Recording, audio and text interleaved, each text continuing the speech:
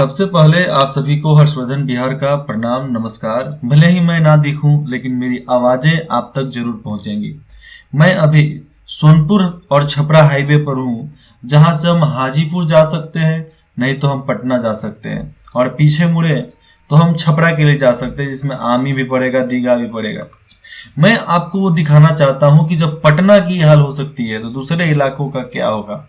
मैं एक एक पॉइंट को बताऊंगा। ये पटना से सबसे नजदीकी इलाका है, जो दीघा ब्रिज से सीधा आता है, और जो नया वाला हाईवे बना है, ये वही हाईवे है जो छपरा से जो 4 लाइन आ रहा है, उसी का पार्ट है जो पटना में जाकर मिलेगा। और ये भी एक तरीके से इसी में जुड़ा हुआ है, सड़क जोड़ो योजना के अनुसार।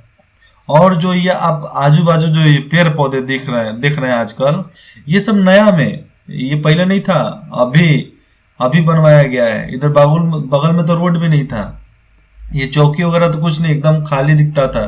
आज देख रहे हैं सब घेर कर रखा गया है। बताइए, कोई हाई स्पीड गाड़ियां आ रही हैं, बहुत सारी यहाँ पर वाहन आती है, तो कहीं टकरा जाती है तो।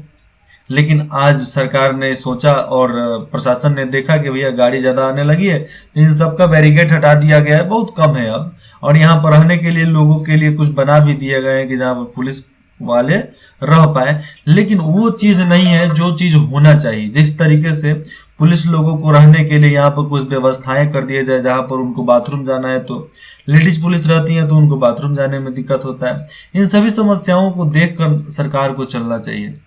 अभी देखिए, हम यहाँ पर इंटर करेंगे, जहां से बता रहा है कि दीघा घाट 14 किलोमीटर है, और उसके बाद से फुलवारी शरीफ हम जाएंगे तो यहाँ से 18 किलोमीटर पड़ेगा, पटना 21 किलोमीटर पड़ेगा, ये टाउन की बात बताया जा रहा है। और दानापुर भी यहाँ से 21 किलोमीटर पड़ेगा, आप दानापुर सीधा जाइएगा तो पड़ेगा। तो चलिए हम लोग चलते हैं पटना के तरफ। आप अपने इलाके में बात बोलते हैं कि हमारा सड़क गंदा है। आप यहाँ का देखिए, आप पटना के जाने के लिए एंट्री कर रहे हैं ये दीघा वाले रोड पे, तो उसका ये हाल है। आप बोलते हैं कि हमारे तरफ मिट गया है सब कलर, यहाँ पर देख लीजिए। आप दूसरे तरफ क्या बोलिएगा, कचरा है। आप यहाँ पर ये सब जूम करके मैं आपको दिखाता हूँ ना, आप खुद देख लीजिए। दूसरे जगह का पेड़ पौधा का बात करेंगे, अपने जगह का पेड़ पौधा ऐसा हाल है, तो हम दूसरे जगह का क्या करें भैया। जब देश के, चाहे जिला के, चाहे अपना राज्य ही क्यों नहीं हो गए, उन सब के राजधानी में इस प्रकार है, तो आप समझ लीजिए कि बाकी सब इलाका में क्या हो सकता है। मैं एक बार, और धीरे से नहीं बोलने वाले लोगों, मैं सीधा बात बोलता हूं कि आपके राजधानी में ये बात है, ऐसी स्थिति दिख रही है, तो आप समझिए कि आपके इलाके में कैसा कॉरिडोर बनेगा, कौन सा कॉरिडोर बनेगा। बाकी लोग गाड़ियां से घूम रहे हैं, अलग अलग प्रकार के महंगे महंगे गाड़ियां से घूम रहे हैं, और आप लोग वोट देने वाले रिक्शा से हैं, ठेला से हैं, बैलगाड़ी से हैं। आज भी घूमना पड़ रहा है कि नहीं भैया, मजबूर है हम लोग घूमने के लिए, क्योंकि हमें वही समझ लिया गया है, हमें वही बता दिया गया है, हमें दूसरा समझा ही नहीं गया, तो हम कैसे अपने आप को डेवलप करने का काम करेंगे। ऐसा आप सामने देख सकते हैं कि हर प्रकार की व्यवस्थाओं को लागू करने के लिए योजनाएं तो होती है, लेकिन क्या उस योजनाओं को मद्देनजर रखते हुए काम किया जाता है क्या? क्या हमें जरूरी नहीं है सामान्य की जिंदगी जीने के लिए? क्या हम लोग इंसान नहीं है? बोलिए, आप ही बोलिए, क्या हम लोग इंसान नहीं है? मैं आपको 100 व्यू दिखाते दिखाते सब चीज दिखा रहा हूँ। आप बोलते हो कि हमारे इलाके में हमारा ब्रिज गंदा है। जब मुख्यमंत्री जी यहाँ से आते जाते होंगे तो क्या उनको दिखता नहीं होगा अखबार से? उनका अखबार क्या नहीं है, चश्मा पहन कर रखते हैं क्या कड़ियक्का? हाँ, पहनते भी हैं। ये जब वहां की पुल व्यवस्था, मतलब अभी हम दीघा पर आए ही नहीं है, तो पुल व्यवस्था इतना है, तो बाकी चीज का आप समझ सकते हैं कि कैसा हो सकता है। आप हमारे प्लेलिस्ट को खोलिएगा, पटना प्लेलिस्ट को, आप वहां पर देखिए कि आपने देश की राजधानी की बात क्या क्या हो जाती है, सब चीज यहाँ पर दिखाए जाएंगे। मैं खास करके मैं इसीलिए तो राजनीति में आया हूं ना, कि मैं गलतियों को दिखाकर, गलतियों को सुधार कर, नए तरीके से हम किस तरीके से अपने समाज को गढ़ सकते हैं।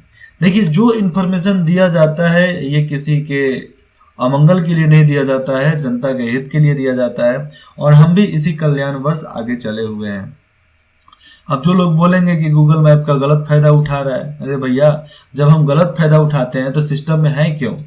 सरकार को रोक लगा देनी चाहिए। और बहुत सारे इलाकों में आप देखिएगा, ये जो रोड साइड में जो 40 का स्पीड यहाँ पर दिखा रहा है, क्या इस स्पीड का कोई भी इस रोड पर फॉलो करता है? नहीं करता है। लोग यहाँ पर 80-90 से ऊपर ही गाड़ियां चलाते हैं। मैं आप खुद गए होंगे तो आप खुद उसका एक्सपीरियंस किए होंगे कि वहां पर गाड़ियां कितनी तेज चलती है। और सही बात है, सड़क पर हमें सावधानी बरतनी चाहिए, नहीं तो दुर्घटना हो सकती है। इसके लिए मद्देनजर रखते हुए हमें भी कोशिश करना पड़ेगा। ये वो पुल है जिसके नीचे से रेलवे लाइन निकलता है जो दीघा जाता है। दीघा से होते हुए आपको सोनपुर, सोनपुर से होते हुए हाजीपुर जाता है। ये वो ब्रिज है जहाँ के नीचे से रेलवे क्रॉस हो रही है। आप यहाँ पर देख सकते हैं रेलवे की लाइनें हैं। हम आगे चलते हैं। अब आगे चलते चलते भी हम बहुत सारी बातें कर लेते हैं। अब देखिए यहाँ से लिख रहा है पटना छपरा ब्रिज। क्या? पटना छपरा ब्रिज, मतलब वही 4 लाइन का हिस्सा है जो 2003 में पास हुआ था। अभी तक पासिंग हो रहा है, अभी तक बन ही रहा है। पता नहीं अभी आने वाले कई वर्षों लग जाएंगे उसमें बनने के लिए। हम लोग देख भी नहीं पाएंगे जिंदा होते हुए कि नहीं देख पाएंगे, ये भैया भगवान के ऊपर है। अपने मुख्यमंत्री जी को मैं क्या बोलूं, इधर से उधर 9वीं बार आज मुख्यमंत्री बने हैं, इधर 10 से 20 साल में। बहुत बड़ी उपलब्धि है भैया। उतना बार कोई आज तक बना है क्या? कोई कंपटीशन में है? नहीं है ना। अब हम थोड़ा भाग कर आगे आए हैं। भाग कर आगे आने का मकसद भी है कि थोड़ा वहां पर नहीं चल रहा था। ये नीचे जो आप देख रहे हैं उधर, ये रास्ता जाता है सोनपुर के तरफ। ये सोनपुर का जाता है। पहले ये इलाके से लोग जाया करते थे, लेकिन अब सारी वाहनें जितनी भी छोटी बड़ी है अब इस रास्ते से जाती है। और यहाँ से चढ़ने के लिए साइड में रोड भी बनाए गए हैं। यही एक तरीके से यहाँ पर मुख्य मार्ग हो जाता है इस रोड को जोड़ने के लिए, कि जो हम डायरेक्ट पटना जाने के लिए उस पर जा सकते हैं। अब देखिए यहाँ पर रोड साफ दिख रहा है, लेकिन यहाँ पर ये जो होना चाहिए पेड़ पौधा, ये नहीं दिख रहा है। अब यहाँ से पटना का सीरीज चालू होता है। मतलब अभी तक पटना चालू नहीं होता था, वो सोनपुर डिवीजन था। अब सोनपुर से पटना चालू हो रहा है। ठीक, तो अब हम पटना से करीबन 18 किलोमीटर दूर है। 18 किलोमीटर दूर है तो भी हम स्थिति देख सकते हैं किस तरीके से बहाल है। मैं तो अभी दिखा भी रहा हूं और आंखों देखी बात भी है, मैं गया भी हूं इस रोड पे, तो अंदाजा है कि भैया सड़क कैसा हो सकता है। आप भी गए होंगे तो आपको भी अंदाजा मालूम है कि सड़क कैसा हो सकता है। चलिए आगे हम आपको दिखाते हैं। ये चौकी है जहां पर यहाँ पर पुलिस वगैरह लोग का रहने के लिए व्यवस्था किया गया। एक तरीके से यहाँ पर कुछ ऐसे बैरिकेड बने हुए हैं जहां पर पुलिस लोग रह सके, लेकिन ये सब मुरझाइल है। समझिए कि एक कंटेनर जो शिपिंग वाला फेंक देते हैं, उसी कंटेनर को यहाँ पर सहेज कर रखा गया है धरोहर के रूप में। कुछ भी हो सकता है, अलग अलग प्रक्रिया है भैया। देखिए आगे तो बढ़ नहीं रहा है, लेकिन हम भी बढ़ाने के लिए कोशिश कर रहे हैं कि बढ़ जाए। यहाँ पर एक ब्रेकर है जो बहुत डेंजरस ब्रेकर है। दिखता है नहीं, तुरंत वहां पर गदगद करने लगेगा। यहाँ से देखिए आपका दिख रहा है दीघा 13 घाट 13 किलोमीटर और पटना यहाँ से 20 किलोमीटर है। मतलब हम लोग 1 किलोमीटर यहाँ है। और यहाँ पर जाइएगा तो आपको कोई सेफ्टी नाम की चीज, मतलब कोई आपको अधिकारी वगैरह नहीं दिखेगा। और पटना से नजदीक है, लेकिन फिर भी देखिए यहाँ पर रोड साइड में जो है ये टूटा पड़ा हुआ है। और मैं आपको ये जहाँ पर पुलिस लोगों को रहने के लिए कुछ होना चाहिए उसका व्यवस्था दिखा देता हूँ कि यहाँ पर किस प्रकार से जर्जर अवस्था में इन लोग का स्थिति है। तो भैया पुलिस व्यवस्था को भी सुधारने के लिए हमारी सरकार काम करेगी और जरूर करेगी।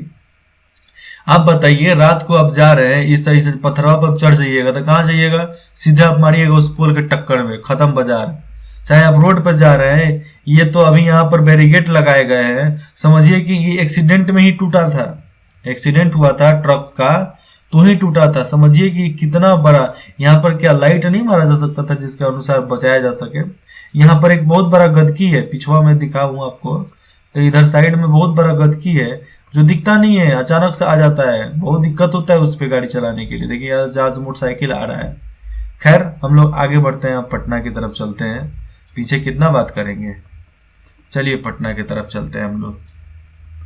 आप बताइए, आप तो हर क्षेत्र में घूमने वाले लोग हैं, आप लोग कभी ना कभी तो गए ही होंगे, तो आपकी एक्सपीरियंस कैसी है वो जरा आप मुझे बताएं। अब मैं आ गया हूँ उस जगह पे जहां से अपना ये जो रोड है, जिसको हम लोग अभी तो 2 लाइन बोलते थे, अब यहाँ से 1 वे के रूप में जाने वाला है, जहां से बीच में बैरिकेड वगैरह नहीं है, लेकिन गाड़ियां सीधी चलती है। आप यहाँ पर जाइएगा ना तो आपको ये जितना भी बांस दिख रहा है अनेकों प्रकार के नेताओं के पोस्टर से भरा हुआ रहता है, एकदम कचाकच भरा रहता है। लगता है कि हम लोग शहर राजधानी में नहीं जाते हैं, बनिया बाजार में जा रहे हैं, जहाँ पर हम इन लोगों का थोबड़ा देखकर जा रहे हैं। बहुत लोग तो थूक देता है पान वहीं पे। तो ये करनी होता है, करनी की वजह से लोग थूकते हैं। और अपने इलाके में क्या बोलिएगा, रोड गंदा है, सड़क गंदा है। आप ये देख लीजिए, पटना से बहुत करीब दीघा के खुद पीछे ही है, ये व्यवस्था है। एडवर्टाइजमेंट का ये व्यवस्था है कि यहाँ पर एडवर्टाइजमेंट नहीं हो रही है, तो बिहार सरकार कर क्या रही है?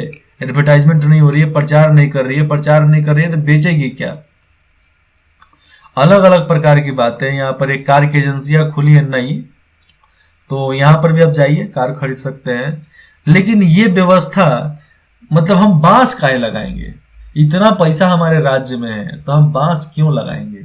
हम बांस की जगह पर दूसरा कुछ भी लगा सकते हैं ना। बैनर ही लगाना है तो बैनर के लिए हम लोहा की फ्रेम लगा सकते हैं, बांस का हम कुछ और बनाएंगे।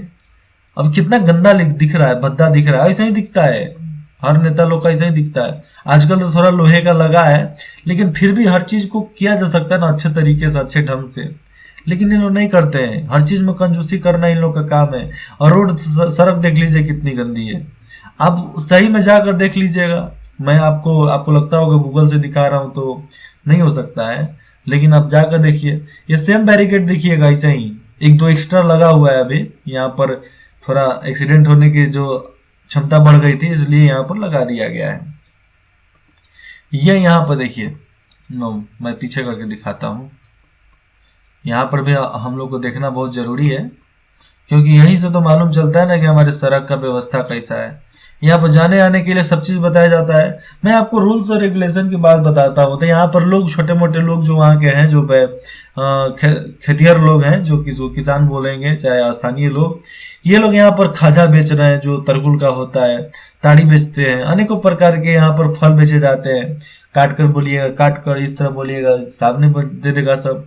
ककड़ी बोलिएगा, सब्जी बोलिएगा, सब आपको मिलेगा। लोग आने जाने वाले लेकर जाते हैं यहाँ से। लेकिन पुलिस की एक टीम, यहाँ पर 2 टीम होनी चाहिए कि जो जाम व्यवस्था हो जाती है, यहाँ पर जो जाम लग जाती है, उसको बचाव के लिए, उससे राहत के लिए, कि पब्लिक को क्षति ना पहुंचे, उसके लिए भी व्यवस्था करना चाहिए। लेकिन हम जब पटना गए थे तो वहां से जब रिटर्निंग कर रहे थे तो देखे कि एकदम सायरन बजा रहा है, लोग वहीं पर खड़ा है, वहीं पर भीड़ लगल है, लेकिन कोई किसी का रिस्पॉन्स नहीं, चुपचाप पुतले जैसा खड़ा है सर। मतलब दूसरा कुछ काम ही नहीं है उन लोगों को, पुतले जैसा खड़ा रहेंगे। इस व्यवस्था को हमें बदलना पड़ेगा, और हम नहीं बदलेंगे तो दूसरा कोई आकर बदलने वाला नहीं है। इसको भी आपको मानना पड़ेगा, क्योंकि जो करते हैं हम ही लोग करते हैं भैया, दूसरा कोई क्या करेगा? वो तो मजे लेगा ना, केवल मजे लेने के अलावा कुछ काम नहीं है उसका। तो चलिए अब हम लोग दीघा के पास आते हैं, और हम लोग इसके बारे में थोड़ा डिटेल्स में चर्चा करेंगे कि हमारी दीघा ब्रिज के लिए हमारी सरकार क्या क्या किया, क्योंकि हमें ज़रूरत है भैया सब चीज़ के बारे में बात करने के लिए।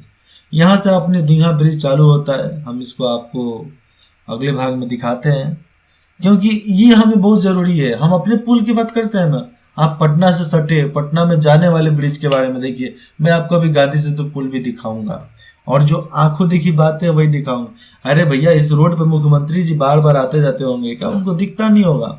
हाँ, नहीं दिखता होगा, शायद पैसा खर्चा वर्चा होने वाला है तो नहीं दिखता होगा। लेकिन एक ऐसी व्यवस्था तो लाया जा सकता है जिसके अनुसार कुछ व्यवस्था हो जाए कि रोड ठीक हो जाए, साफ सफाई रहे। ऐसे मशीनों का आविष्कार किया जा सकता है। कहे हमारे इलाके में तो बहुत बड़े बड़े मैथमेटिशियन हैं, गणितज्ञ हैं, इंजीनियर हैं, जिसको हिंदी में अभियंता बोलते हैं, बड़े बड़े साइंटिस्ट लोग हुए हैं। लेकिन सबको प्रोत्साहन मनी देने के बाद भी ना वो काम करेंगे जी, ऐसे ही थोड़े काम करेंगे, मुफ्त में थोड़े कोई काम करता है। हर कोई काम करने के लिए उनकी कीमत होती है, कीमत लोग अदा करना चाहते हैं। भैया कोई तो देवे तब ना करूं, लेकिन कोई देता ही नहीं है तो कोई कहाँ से करने वाला है? नहीं करेगा। हर चीज को समझने के लिए हमें खुद को लड़ना पड़ेगा, अपने संघर्ष के लिए जितना तो पड़ेगा, जीतने के लिए कुछ तो करना पड़ेगा ना जी। जय हिंद, जय बिहार।